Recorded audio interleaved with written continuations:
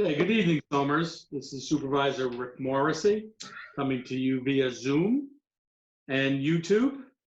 I'd like to welcome you to the Somers Town Board regular meeting, Thursday, May 14th. And we'll start off with the Pledge of Allegiance. Flag momentarily. There it is. I pledge allegiance To the flag of the United States of America, to the republic which stands one nation under God, indivisible, with liberty and justice for all. Thank you, and be seated. Patty, roll call. Councilman William G. Faulkner. Here. Councilman Richard G. Quincy. Here. Councilman Anthony J. Sirico Anthony J. Sirico. Here. Councilman Thomas A. Garrity Jr. Here. Supervisor Rick Morrissey. Present. Thank you, Patty. All right, our first agenda item is to open our public hearing on the proposed law to amend Chapter 170 entitled Zoning, Article 3A, entitled Conservation Zoning, Section 170-13.3E, Standards and Requirements of the Code of the Town of Somers. So I will make a motion to open the public hearing. Second. All in favor? Aye. So moved. Publishing and posting. Publishing and posting.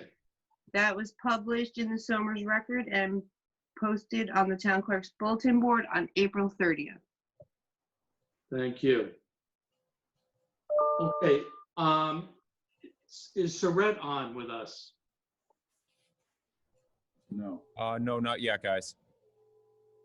Okay, so basically the purpose, or Roland, you want to give us a Sure. synopsis of this action? The current zoning code for conservation type easements provides that the property owners have to form a homeowners association. And given in today's world, there are other ways to do it, such as deed restrictions. The planning board and my office thought that it would be prudent to amend the code to allow for alternatives.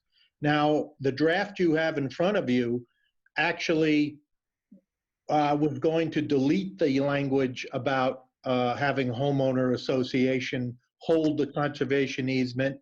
The planning board last night thought it would be prudent to leave that language in for those developers who might like to form a homeowners association, but also add language that would allow for the deed restriction type of conservation zoning, conservation easements.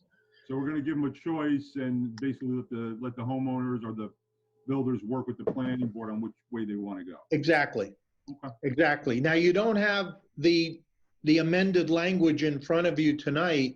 Right. So when you get to that point, I think what you'll do is you'll adjourn this public hearing and to next month. And by then you'll have the new language in front of you that I'm sure Saret is going to be drafting. So Roland, before we go to public comment on this, what if we moved on it with the amendment, with the revision? You really should have it in writing in front of you before you vote. Well, Roland, just so you know, and again, I think we need to have the actual thing in writing. Saret did send over an email, but it was late today, with the changes in red of what you wanted. Oh, I wasn't copied on that. I don't have that. Okay. I'm So fine you with- do have a revised local law? Well, it just added, I'm trying to find it here. Give me 1 second. Okay, we Okay. have the red line. We have a red line version. Oh, we do, okay. That's how I drafted the notice, Roland. That's how you drafted? The notice.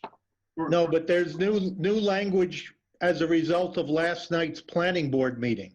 Yeah, Oh, Right, leaving in homeowners association. For instance, Roland, I think the ownership of all open space areas within the conservation subdivision shall be divided, you say equally among all owners of building lots, equally has been stroked out here.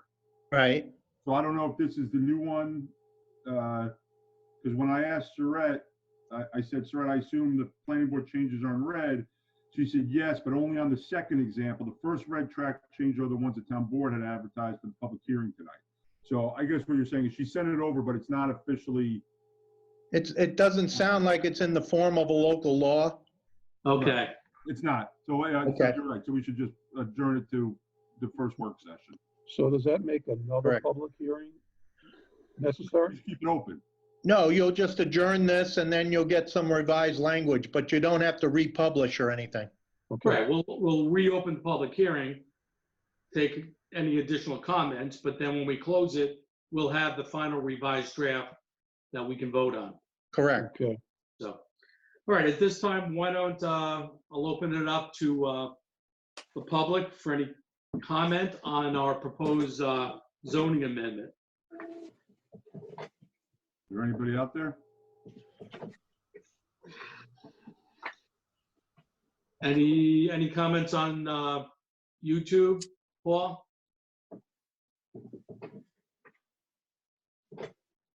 Oh, you're muted.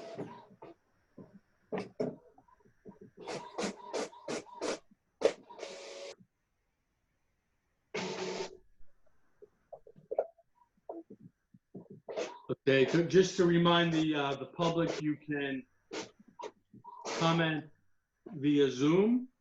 You can participate via YouTube. You can text us, or you can call.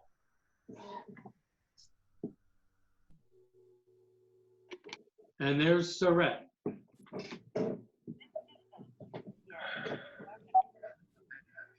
Okay, I'm here. Bye.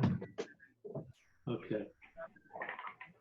So Surratt, Roland just gave us an overview of the draft amendment for the zoning. He informed us that last night there was the planning board wanted to keep in the possibility of forming a homeowners association. So what we decided to do is continue with the public hearing. We'll adjourn it until we have the final revised amendments in front of us, probably next week.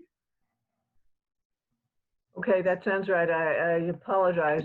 When I went onto my computer, it was updating and therefore took a while to Yeah, get not a problem. Not a logged problem. in here. Okay, so at this point in time, all right, so it's open for comment at this point. I don't see anything on YouTube. Okay, well, I'm Paul, looking at YouTube on my left. I don't see anything. Well, Matt, I see Matt Gironda there, and he was going to comment based on, I see him down here on the screen. Hi, guys. I'm Matt Gironda from Bibbo Associates. I'm the applicant's engineer for Cobbling Rock Estates. We're proposing the conservation subdivision, which I think precipitated this application in front of you.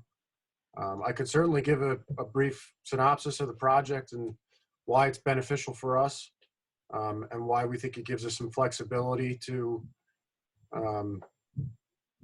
apply the conservation zoning laws to this subdivision and the intent that I believe they were drafted for, if the board would like to hear it. yes, I certainly would. So Surratt could also jump at any time. As we went through the process, we obviously developed first a conventional subdivision layout, 9-lot conventional subdivision layout. The parcel was upzoned, I believe, in the late 90s from the adjacent zone R80 to R120. And developing the conventional subdivision, it became pretty apparent based on the large frontage requirements and subsequent length of town roads that would have to be constructed. There was some substantial disturbance to steep slopes and associated environmentally sensitive lands. So we proceeded to look at, if possible, we could apply conservation zoning and proceed with a conservation subdivision. And we did at the blessing of the planning board. And we were able to develop, obviously we used a conventional subdivision to develop a 9-lot count, used the conservation zoning to shorten some of the town road extensions because of the reduced frontage requirements, thereby minimizing impervious surface, also eliminating almost a little over an acre of site disturbance to existing steep slopes and environmentally sensitive lands, and arrived at a layout where essentially, as Roland discussed before, a homeowners association didn't necessarily feel appropriate from a standpoint that we were constructing 2 town roads, 9 lots, which were essentially independent of one another. There was no shared access, no shared stormwater. So a homeowners association would really be developed for the sole purpose of ownership of a deed restricted conservation area, which was wholly contained within 2 individual parcels out of the 9 on opposite ends of the property.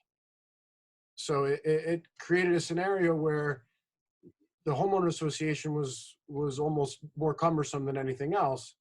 And the 2 parcels, the 2 large parcels which contain the deed restricted areas, obviously would, the owner would be responsible for the maintenance and upkeep of those.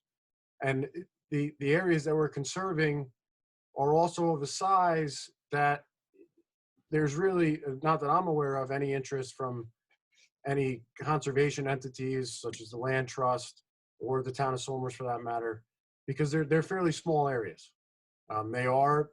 They do consist of wetlands, wetland buffers, steep slopes. You know, we are preserving the land in its natural state that we need to preserve. But the subdivision, by giving us the flexibility to choose a deed restriction or a homeowners association, it also, we believe, from the owner and applicant standpoint, that the marketability of the lots is much greater without a homeowners association. And it's, for several reasons, we feel it's appropriate for this property. And I believe that we've generally got positive input from the planning board. And I think they're of the same opinion. Matt, why does it make it more attractive to a buyer? Cost or? Exactly. Well, I think homeowners associations tend to, I've only been involved with a homeowner association regarding generally shared access, shared common driveways, shared stormwater. So you and I share a driveway, we're responsible for 50% of the maintenance, snow plowing, keep up with stormwater basins, whatever it may be. You know, some neighbors get along great, others don't. You know, some neighbors put their share of the money in the pot, some don't, you know, and I think that to control your own destiny, so to speak, if you're buying a lot that's, you know, essentially a 2.5 acre property, it's a gorgeous piece of land. I would think somebody wants to put up a house in the neighborhood of, you know, $800,000 to $1 million.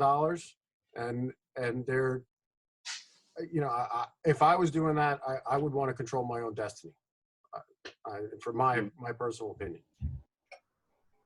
So there's not a change. I'm just wondering if there's a change in the taste of the average consumer, or I think it's just, you know, from the past, or it's just common sense. I think it's just the extra, Okay.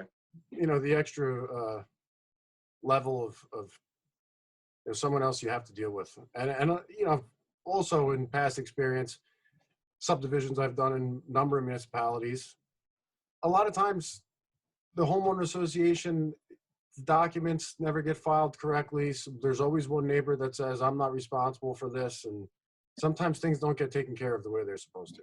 So this is an additional approach to creating a conservation easement, right? Correct. And we're the planning still- board last night said, don't delete the homeowners association language. Just add add conservation something, easement yeah. to it. Right. There's certainly situations where it's appropriate. You know, if there's 3 or 4 lots off a common driveway that, and they share stormwater or whatever it may be, then I understand that. And But these conservation easements get established in the subdivision process, right? correct. They would They be, don't happen by an individual homeowner that maybe has a no, portion. they would be identified and filed as a part of the subdivision plat filing process. They'd be filed simultaneously, identified on the subdivision plat, and run with those two parcels in perpetuity. What So anybody that purchases that land, there's a restriction on their deed that there's no development within that restricted area. What typically would a homeowner with a deed restricted conservation area be required to do as part of the whole maintenance process that you are alluding to? The maintenance is obviously very minimal. It's, basically keep it in its natural state. I do believe, and maybe Roland could answer this better than me, that there does have to be some permission granted by the property owner to allow access, maybe by a member from the town, to periodically, I'm not sure how frequently that is, to confirm that they are not utilizing the conservation area that they're not supposed to be. I think from a maintenance standpoint, it's natural land. Diminish. There's the right of inspection. There's also the very basic issue of when you form a homeowners association, there are officers and directors elected, and they have to be insured. So right out of the box, you have to have a budget for liability insurance, and that's gotten pretty expensive these days. Sure. So just in the limited instance of this particular subdivision, where the conserved areas are just on 2 of the lots, it really doesn't make much sense for all, how many lots are there, Matt? 9? 9. 9 proposed lots to be encumbered with the obligations that go along with the homeowners association. It's like putting a square peg in a round hole. So just giving alternatives, I think, brings your code to a more modern state. Well, and it's, Matt, I want to thank you for the specific example of how this would benefit a 9-lot subdivision. Because, a lot of times when we're looking at a code, we have a public hearing, people may comment for or against, but you're giving us an example of where it would apply and make it a better product. So, yeah, I, for one, am not opposed. I think this is an enhancement to our code. And in fact, just to get back to where Roland jumped in on, our Open Space Committee does, and our Somers Land Trust do inspections of conservation lands in the town of Somers. So, I don't know if it's every year, but, they do go to make sure there's no encroachments. Or if there are encroachments and someone complains about them, then they'll investigate. And if they find it, then they'll get in touch with our engineering department and we get code enforcement involved. But, hopefully it never has to go there. So thanks for your comment, though. Absolutely. Thank you. Thank you for having me. Sure. Is there anybody else? I know that Paul had put up how to contact us via Zoom and phone calls. Paul, anybody else wanting to make a public comment?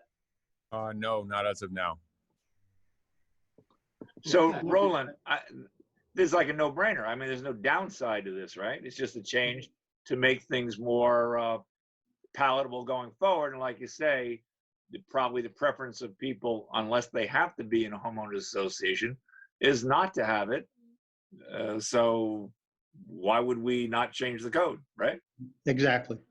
Okay. Roland, just to clarify, because I didn't hear early on what you had said. So what we're doing then is, if the board, wants to go in this direction, we'll make the further amendment to this based on what the planning board discussed and what the Yes, the board's going to adjourn the public hearing, and you'll provide a revised local law and they'll reopen the public hearing next month.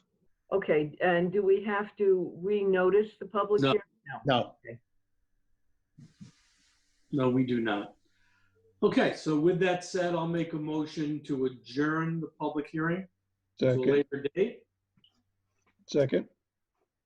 All in favor? Aye. Aye. So moved.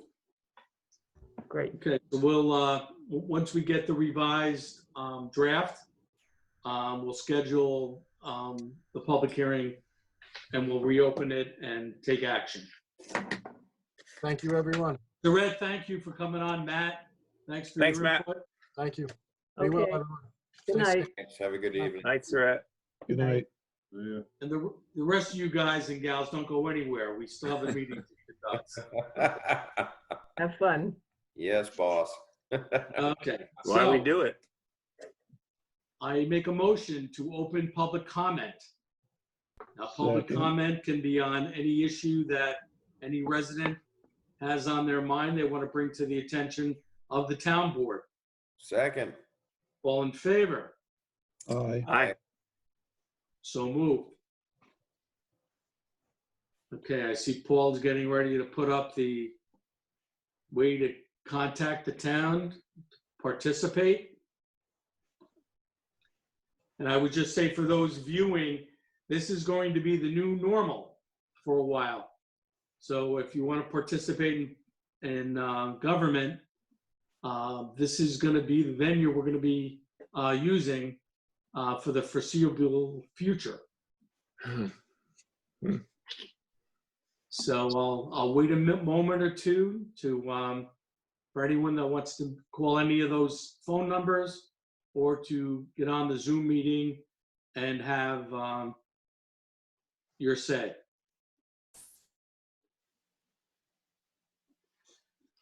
And just while we're waiting, if anyone noticed the Somers Record of today, on the front page, they had a discussion about the North Salem drive-in graduation ceremony. I did not. Sound like a great idea. They were gonna go up to Armenia to a drive-in movie theater, 103 graduates, and run a ceremony. However, you know, who knew you needed approval for that?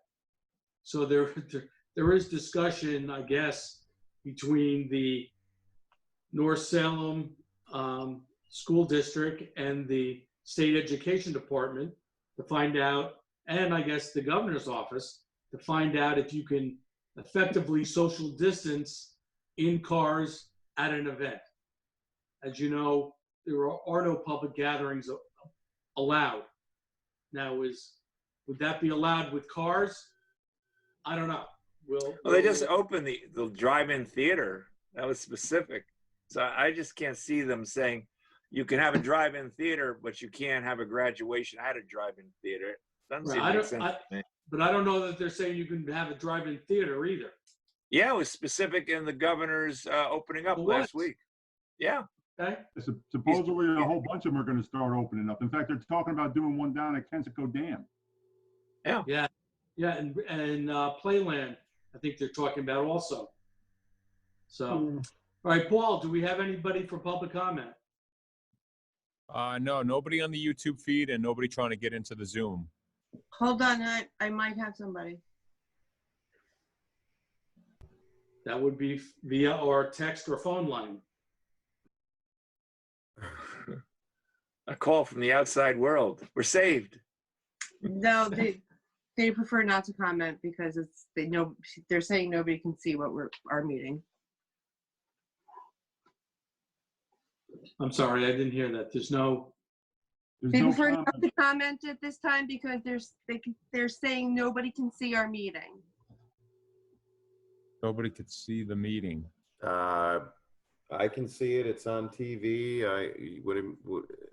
I don't know why you can't see it. why don't you ask that caller? Normally you can see us on the government channel. It's on Paul? channel 20. Yeah, I'm We're being confirming. broadcasted? Yeah, we're definitely good. Well, Bill's watching it right now, he said. Yep. Yeah, and I could see it from here, and I see the YouTube on my phone even that's going live, guys. All right, so this meeting is no different than any other town board meeting The that gets, YouTube's a little disjointed, I will say that. but our normal cable 20 Is that- channel. It's there. It's on, it's live, we're there. Okay, thank you, Bill. Just gonna double check everything in the background, but I have nobody trying to get into Zoom and nobody commenting on YouTube, but it is definitely live on both. Okay. And Patty, no one else? No, I have no one else. Okay. All right, with that, I'll make a motion to close public comment. Second? Second, All in favor? Aye. aye. So moved. All right, the next order of business on our agenda tonight is department reports. Patty? I report to the town clerk, building inspector, zoning board of appeals, plumbing, bureau of fire prevention, parks and recreation, planning and engineering, tax receiver, or finance. Thank you. Okay, moving on to town board business. Number one on the agenda is Town of Somers COVID updates. So let me bring the town up to speed on where we are, New York State, Westchester County, and then the Town of Somers.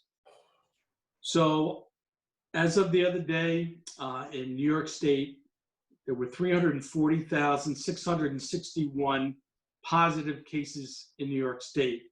It was an increase of 2,176 new cases as of the other day. There have been 1,258,907 COVID tests performed throughout the state, and that's an increase of 33,794 tests over that period. The bad news in New York State, we have suffered 22,013 fatalities. 106 of those fatalities occurred overnight on the 13th going into the 14th. Westchester County. In Westchester County, we had 31,611 positive cases. 139 of those are new. 115,572 tests have been performed. That's almost 2,000 over the day before. And I think at this point, New York State, and I think maybe even the nation, Westchester County leads in the number of tests, COVID tests that are being performed. The unfortunate news in Westchester County, we have had 1,247 fatalities and 7 overnight from the 13th into the 14th. Local news, currently we have 227 positive cases of COVID-19. That means from the onset of this outbreak, 227 have been identified. The good news is yesterday's numbers were 227. So for the first time, I'm happy to report we have had no increase in the number of reported positive cases. Yesterday, we had 39 active cases in the town of Somers. Today, we have 36. So we are certainly now moving in the right direction.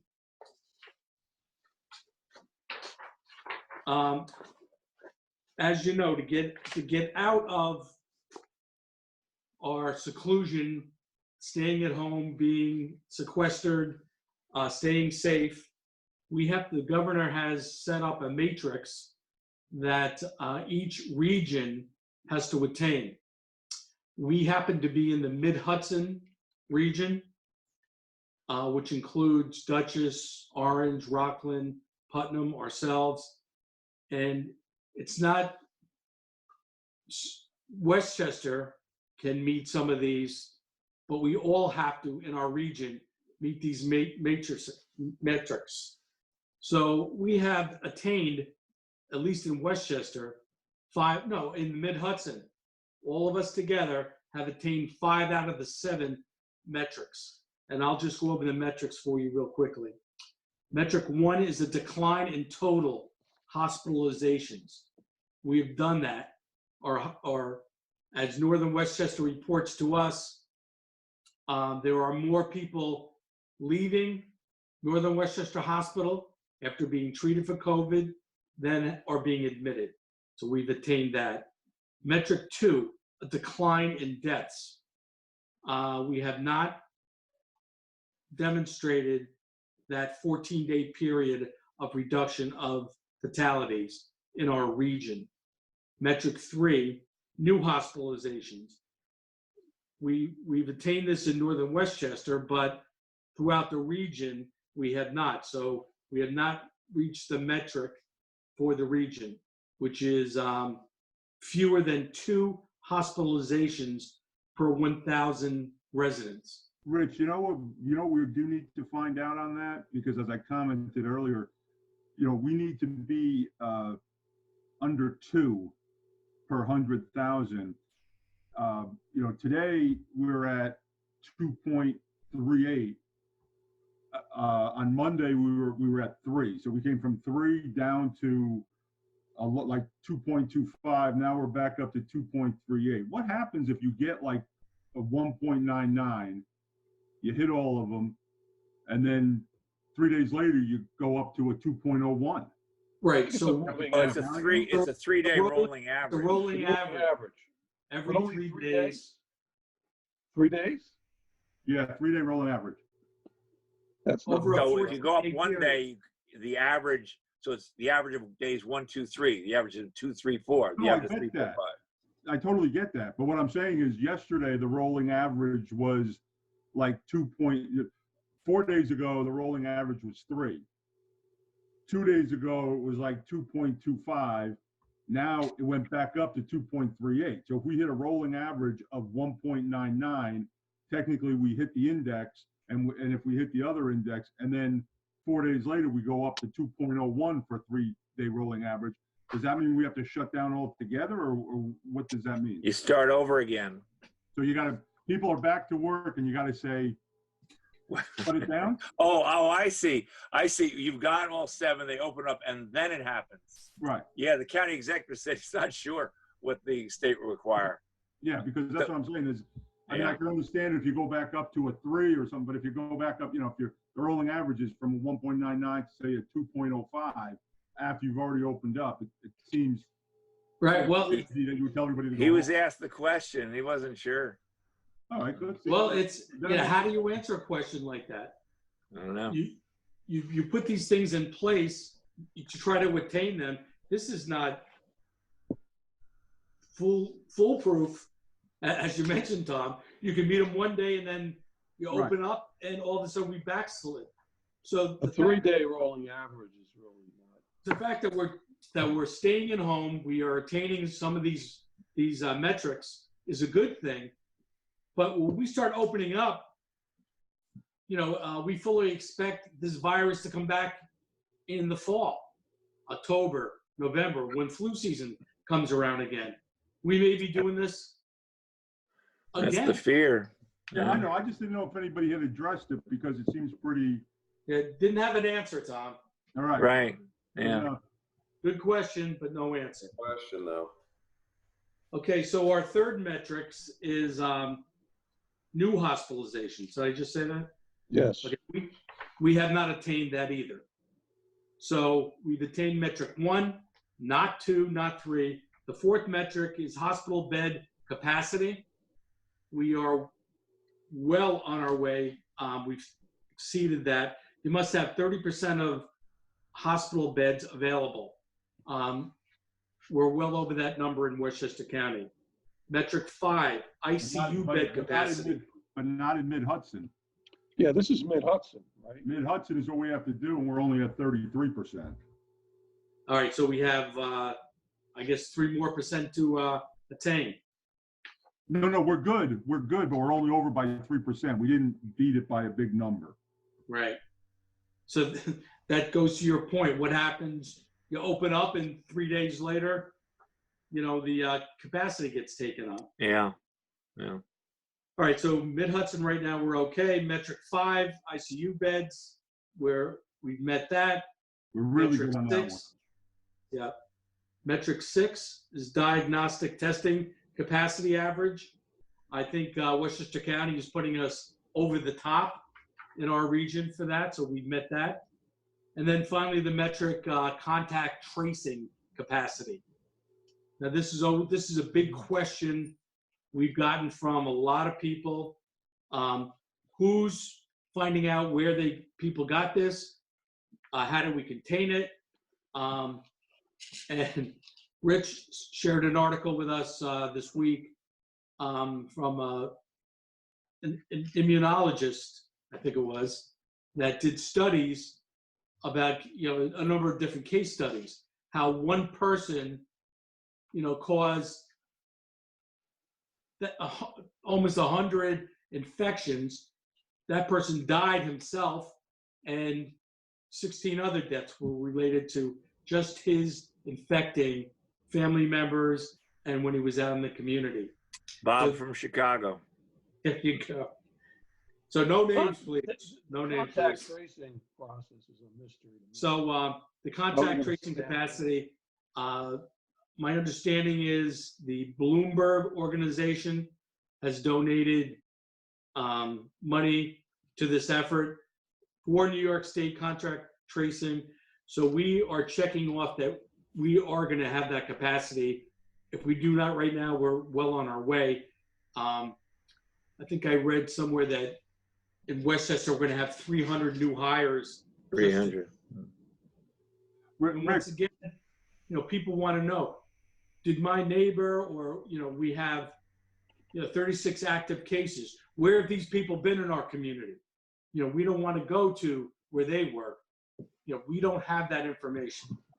Hey, Rick? What agency is responsible for that? But let's do Tom and Yeah, Rick, my question just is, there's a lot of people who are out of work. I know we see it every day. I don't have it in front of me. Is there a way we can get where people can apply? I know there's 3 different jobs. There's a tracer, there's a supervisor tracer, and then there's another job. I don't know what they pay. I don't know what they entail. But if we can get that information and put it on our website, at least people who might be looking for work. yeah, it's up there. Oh, was it up there I think- already? All right, good. Yeah, at the work session, I gave that information out. I don't have it All right, I handy didn't know with me. it was up there already. Thank you. There Yeah, are but- some requirements that they listed the other day. They're looking for a college degree, and I'm not sure what else, but it's up there though. Yeah. All right, good. Thank you. Okay, so to wrap up the update, and I just want to say that these numbers are more than flattened at this point. We are looking at the downturn. Let's hope our town, our county, and our region gets to the point where we can reopen. But it's only because we've taken control. The town of Somers specifically, very, very, very few violations of the social distancing or businesses trying to operate under restrictions. So we're very proud of the town and how this community has reacted to this devastating outbreak. And I could go on with thanking all our communities, service providers, and we'll probably do that at the end. But Tom, if I know you've been really on top of the statistics, you have anything more you want to share as far as that goes? I was going to go over the same ones that you had. We're close. Hopefully we'll be there. I mean, I watch much like probably you guys do, 11:30, although I think today it was on at 1 o'clock. I watch the governor every day. There's a website that you can go to, which will show you what they call the Go Forward book and the dashboard. That's where I get most of my information. I immediately put it onto my, my Facebook social media page for people, because I know not everybody's watching it like we are. So to make it a little easier to do, I will say one thing, and it's just from being around town quite a bit. We are doing a good job, but we could always do a little bit better. If we could just, I know kids think they're invincible, but they should be wearing masks. I happened to go by a field the other day, and there were about 15 of them messing around and no masks. And I'm just, I want to look out for them. I want to look out for their families. I want to look out for their grandparents if they go home. So we could always do a little bit better. The mask is the normal now. If I go into a deli or a place where I see somebody without a mask, I actually don't go in. Because better safe than sorry. But the numbers I had, Rick, are the same ones that you had, and we'll continue to track them daily. I think this is the dangerous point that you could kind of feel it. I can feel it in myself. You just want to say, okay, is this thing over? Let's get back to normal. Yeah. And that's exactly what, Rick was just saying, and the experts say. Then it comes back, and maybe worse. In the flu of 1918, it was the second go round that was the more deadly of it. New Jersey's opening the beaches.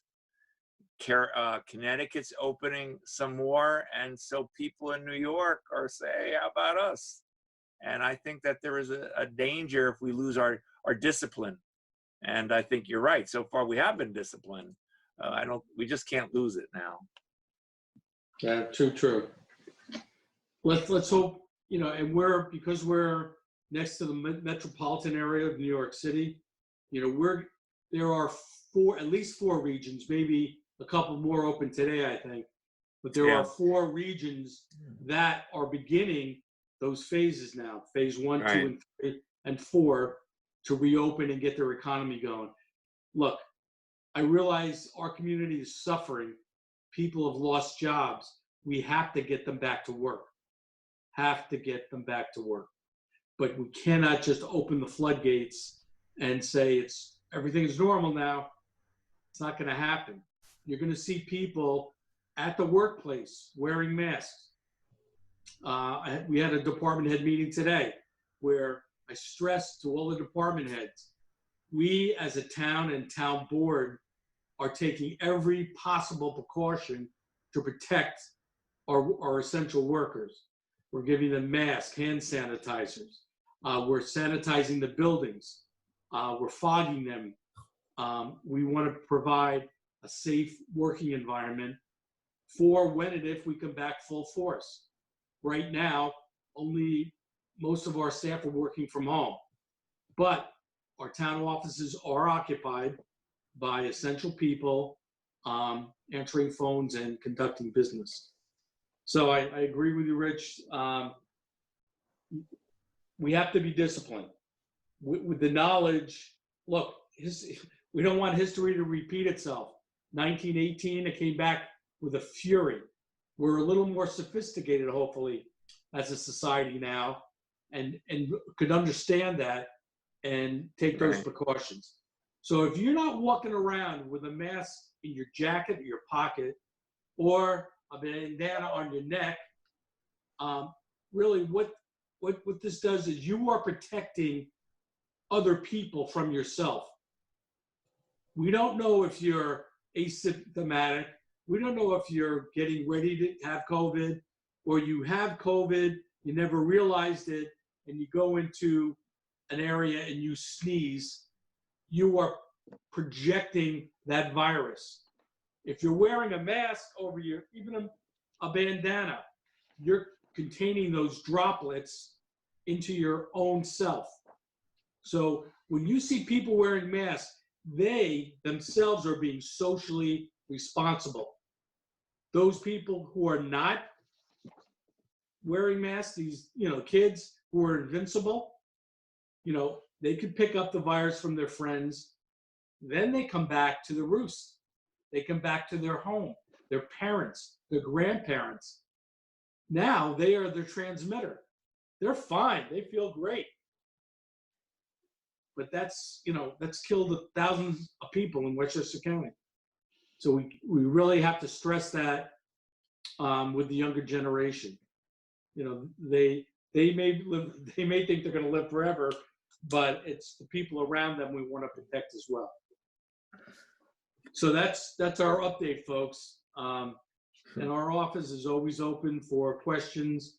The website, we update every day with most current information. If you want to the minute updates, Deputy Supervisor Garrity's website is the place to go. He gets it up there Page and very quickly. I friend everybody, just so. And I also put it on Somer's parents. There you go. We thank you for those updates. All right, the next item on our agenda is request permission to accept the proposal and request the supervisor to execute the 2-year service contract agreement with North County Electric for emergency and non-emergency work per May 8th memo from Tom Tuma. So I'll make a motion to allow me to execute that 2-year contract. Second? All in favor? Aye. Okay. Do we know how many proposals we got in addition to North County? We received one. And that was North County? Yes. Okay, And this is the second time we sent it out. right. Well, they've been very helpful to the town in the past with things. Seems like a reasonable proposal. Yeah, no, and I'm sure they'll do a great job for us. All right, our third agenda item is adopt a resolution authorizing this subject to permissive referendum, the issuance of not to exceed $3 million in bonds of the town of Somers, Westchester County, New York, to pay the cost of the reconstruction and resurfacing of various roads throughout and in and for said town per the request of Doug E. Goodfriend. So, we've talked about this in the past. We've been very fortunate up until this point to have a healthy fund balance, which we've used coupled with New York State funding to be able to get close to $1 million worth of roads paved every year. That will probably not be the case going forward. This is a time to borrow money. It's very cheap. So really on the urging and bringing it to our attention of our finance director, Bob Kehoe, I think this is a very smart move at this time. So Rick, just a question or two. Sure. If Bob recommends it, it's probably a good recommendation. But just give me a little bit more background, because I got the emails, I read the emails, but I'm not sure if I understand. Mr. Goodfriend is in what role and responsibility does he have? I think, Roland, I'm going to have you answer that. These are You're on bond mute. counsel. You're on mute. Roland, you're on mute. I'm you. He does bonds. Your bond counsel. He's the town's bond counsel. He's with the firm King, Bond, King and Shenick, or Bond, Right. Shenick and King. Okay, but we As long as I've been on the board, he's the guy that we've gone with. I met him in New York once. He's a very nice man. Well, he's very knowledgeable. He does most of the towns in Westchester. Okay, fantastic. So, we could bond at any time, and to Rick's point, now is a good time to bond because interest rates are so low. I get that, but what about does this depart from our normal schedule for bonding and road paving? So actually, Accelerated, or does it does it slow it down or? Accelerate it. Accelerate. We had in the past, I think it's every 2 years or so, go out and borrow about $2 million and bond that. Once again, over the last number of years, we've been in such good financial shape that we didn't have to go out and bond. We actually, some of our bonds have come off, and so put us in a very strong place. With the projections of $1 million loss going into the rest of 2020, with the loss of revenue from the camps, from the sales tax, it's not looking great. So I think now would be the time. We would normally, like I said, in years past, every 2 years or so, we would take out a bond. So we departed from that, but now we're kind of returning to answer your question. Yeah, this would be, in years past, a routine action. I've really fought it, but I don't like to borrow money, but when they're giving it away at such low interest, you got to take advantage. This is a permissive referendum though, right? And essentially it opens up the door to start the borrowing process. That door is open for a number of years. Correct, Roland? Well, the 30-day permissive the permissive referendum is only the next 30 days if you adopt the resolution, and it would require 5% of those residents who voted in the last gubernatorial election to come in with a petition. And then you would have to put it to a town-wide vote, whether or not to borrow the money. If it's challenged, but if it's not challenged, Yeah, we're, right. it's an open. We would do it. We doesn't mean we're going to bond 3 million. It gives us Exactly. the ability to do that. And the other thing is that the price, it's a good time. Yep. I think we've adopted, Rick's right. I've never been in favor of borrowing to pave roads. It's like borrowing to cut your grass. But we had to do it back in 2008, 9, or we were never going to pave. The state stopped all paving. Look what happened to the town roads and roads throughout the state as the state cut back on that for financial reasons. And they'll probably do it again. We're not responsible for state roads, obviously. But by doing this, at this time, the price of asphalt is the same it was in 2003 and 4 because the price of oil has dropped so much. So the town is paying $80 a ton, $80. The last time we did a permissive referendum was a number of years back, right? Each time we borrowed. Yeah. We borrow, we Right, do. and that was and that was an open number. I don't know that we fully borrowed against it yet. So in other words, once you do this permissive referendum, right, you have the ability to borrow 3 million. You could do that over, you could decide to do that all at Right. once or Yeah, over what, a Roland, 10-year is period? it 3 years? I thought it was 2 years. Roland? 2 years you have to borrow or band it? Once you adopt the resolution, you can borrow some of it or all of it. You never have to borrow all of it if you choose not to. And if you Right. don't, how long does that referendum stay? Tony, we can't hear you. If you, once it's approved,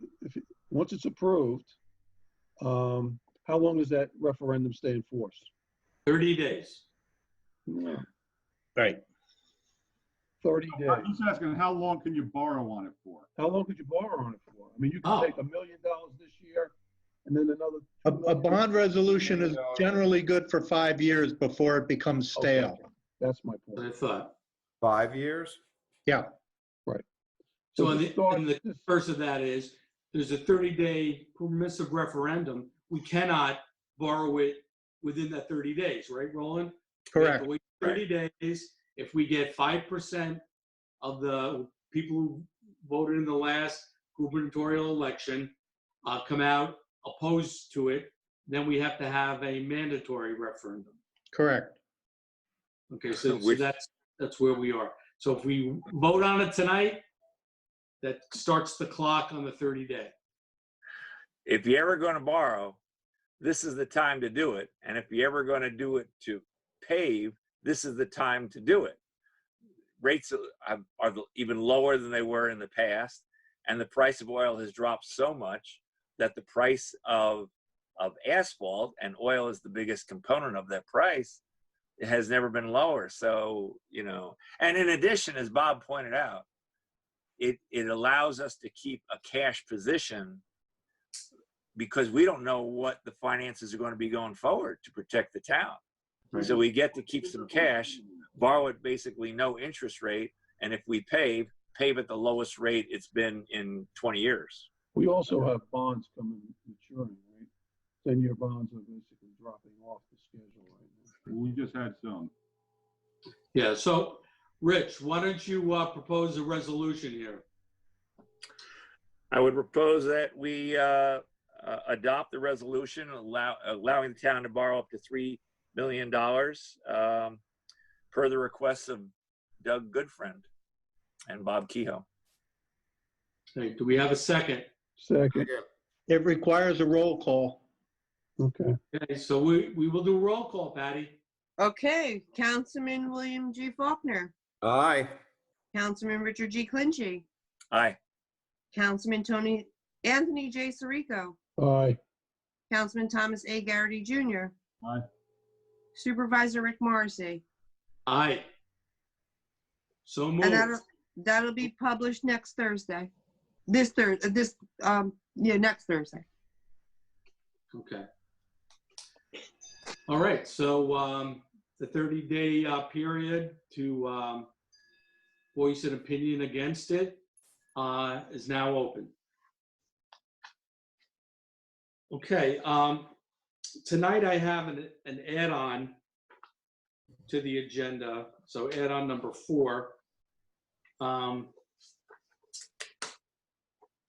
And this is to authorize the supervisor to submit the SAM grant.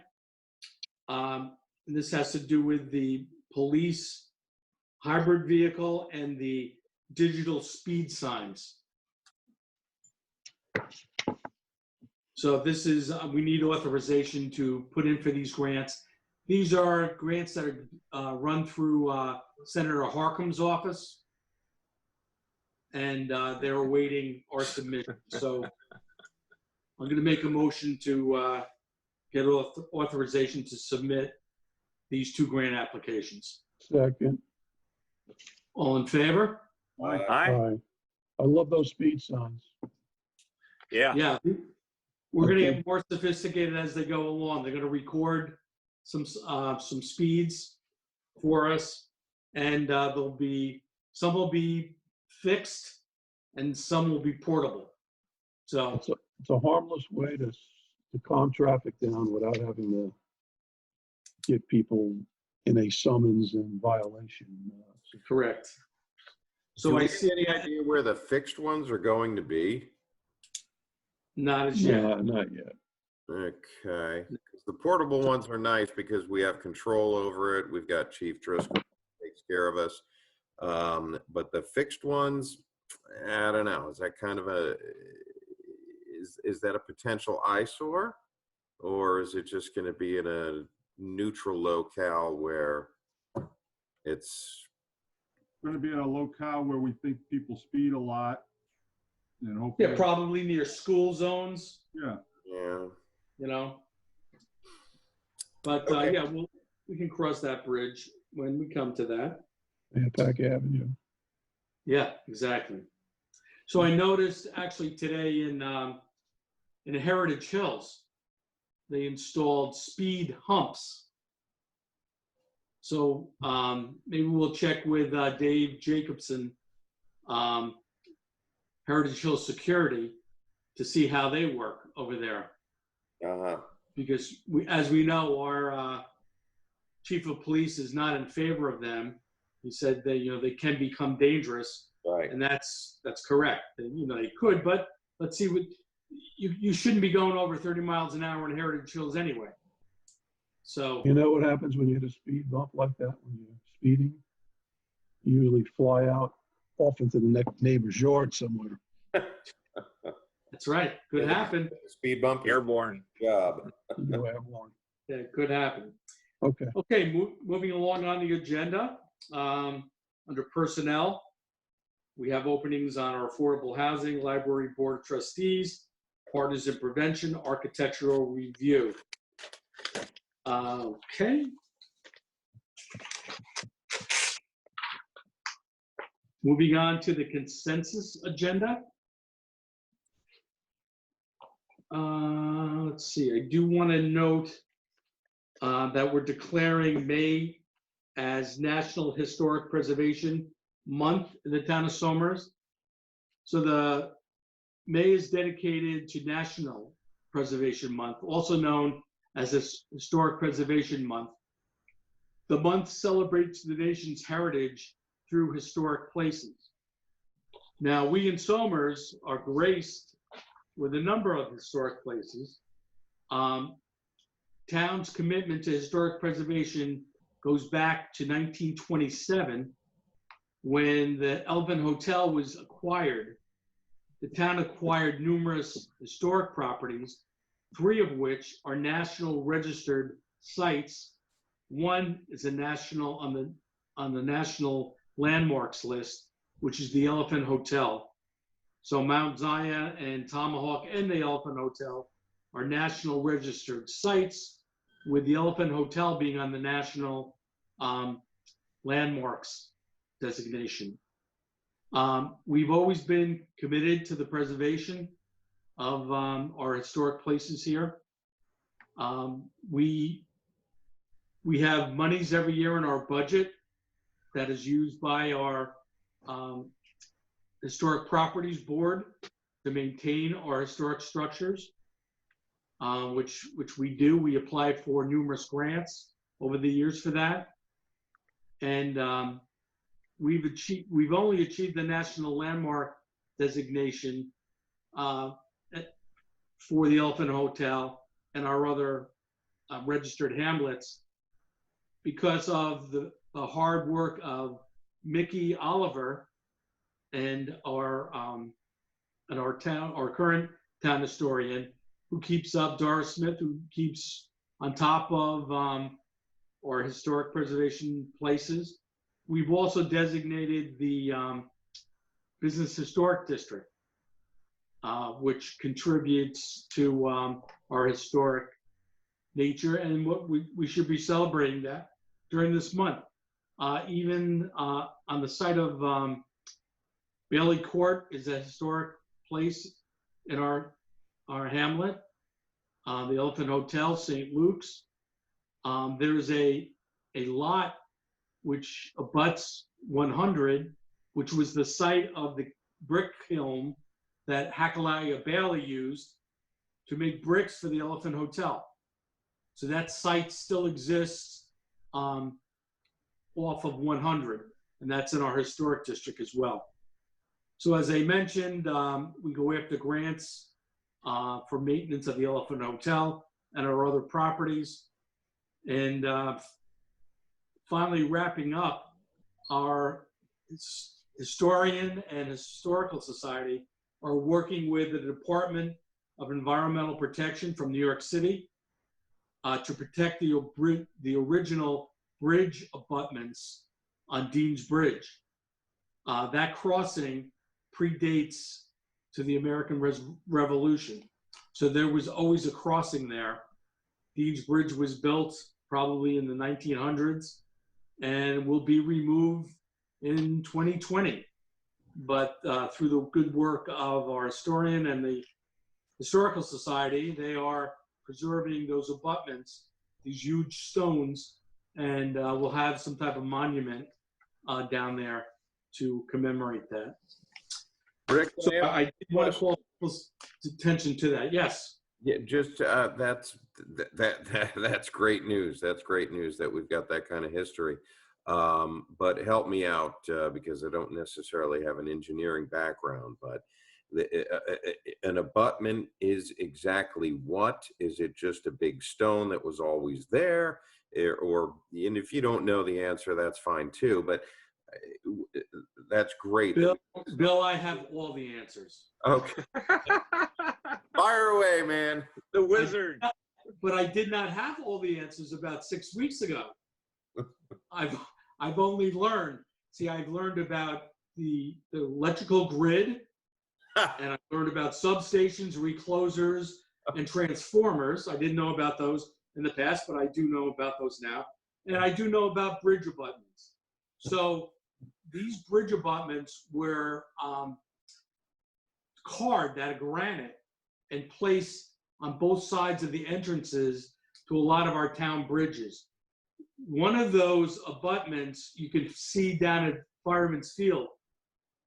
That was one of the abutments from the original Woods Bridge over 35.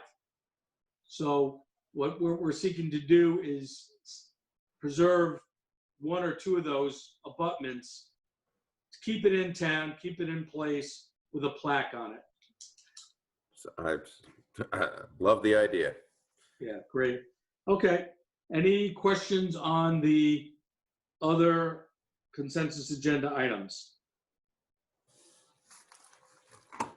Okay, hearing none, I will make a motion to approve the consensus agenda 1 through 8. Second. All in favor? Aye. Aye. So moved. Okay, our next town board meeting will be June 4th. It'll be a work session. And, you know, hopefully we'll have some better news as far as this outbreak goes. But at this point in time, I would like to call upon one of our special attendees at this meeting to guide us through the most important announcements for the town of Somers. Would the mystery announcer please identify themselves? Are there any? Who is it? Are there any? So for the town board announcements of April 14th, they are pretty sad. And I'll start, and there's not a lot I can say. On May 25th, 2020, the Town of Somers Memorial Day Parade and Ceremony is canceled due to COVID. On June 27th, 2020, the Town of Somers Independence Day celebration is canceled due to COVID. St. Luke's Food Pantry is in need of donations, food or monetary. Bring non-perishable food items to the church. Donations may be left at the box outside the door, the office of the St. Luke's Episcopal Church.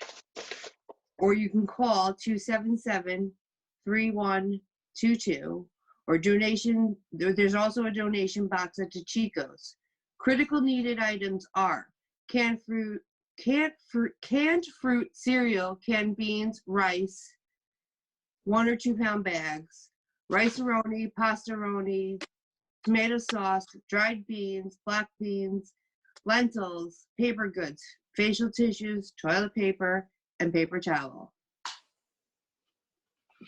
As everybody's aware, we're in the midst of the 2020 census. Let's make numbers count. The objective is once in a decade to make Somers count. The event is to count every U.S. resident, which helps determine how many members of Congress each state gets and how the federal fundings are divided up. If you have received a code in the mail, please go online and register. If you have not, you can also go online or call the Census Bureau at 844-330-2020.